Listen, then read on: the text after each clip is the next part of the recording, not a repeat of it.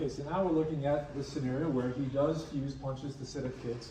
And what you don't want to be is his ideal target. You don't want to be the person who, when he throws a jab, I move right into his kicking range and get nailed with that kick. Even if I'm in, when you check a kick, granted, if it does damage to his leg, it'll probably discourage the practice. He'll probably just stop doing it like that anyway.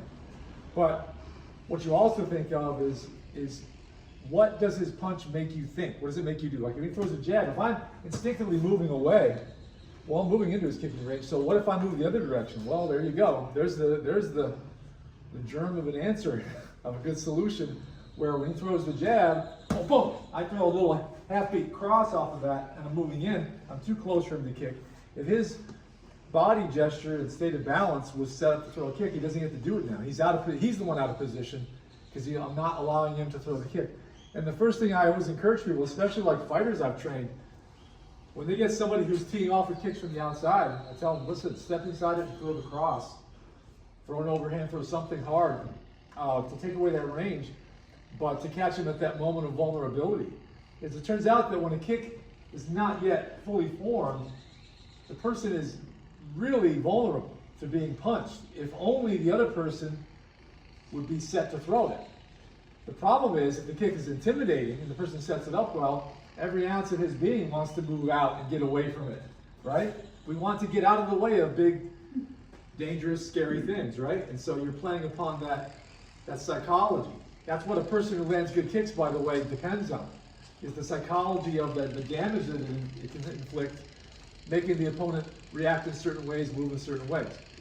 So my advice always to fighters and to people who want to learn how to really fight is to deny the opponent that, to not give him that. Don't give him that response he wants, but it takes nerve because you have to go against your own instinct. Your instinct is to get away from the bad stuff, not to move into it. That's the inversion you experience when you cross over from being just a regular person walking out there that comes in here one day and I can learn Muay Thai, I can learn boxing, to a fighter mindset. Even if you never trained to fight in the ring, you can still have and develop a fighter mindset, which is, I'm facing him and now I'm looking for, he throws a jab, I'm looking for opportunities to hit him. I'm less concerned with this is a mental thing, it's a psychological thing. I'm less concerned with his ability or his desire to hurt me than I am with my, getting in there and exploiting opportunities to hit him. And so that overrides everything. And that ends up winning you winning the conflict. All right? We don't realize how we're sort of like a party to our own demise, in a sense, where you're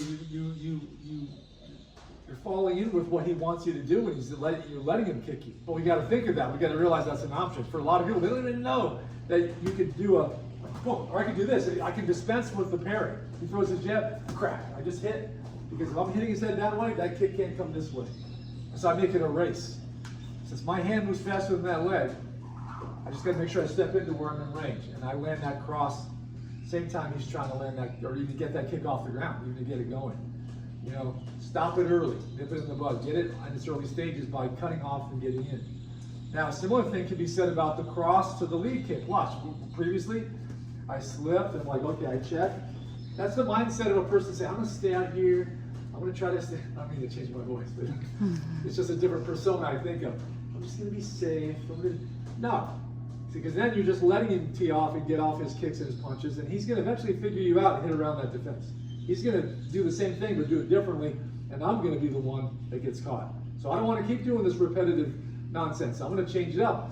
Now I say, well, shoot, how can I short circuit this? Here's how you short circuit this. His cross leads to his kick, right? Okay, he throws the cross. Boom! I throw my cross at the same time. Sound effects included. Boom, and then I hit it again, and maybe I throw a knee or I throw a kick to that leg.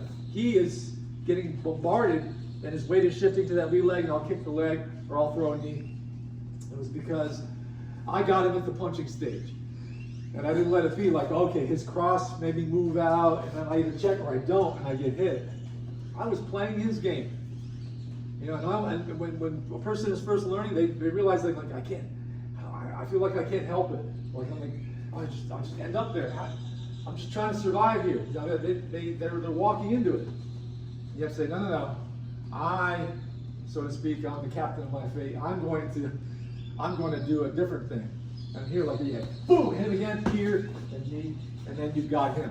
He had plans, they never got off the ground. He never got to land that nice kick that punch was going to set up.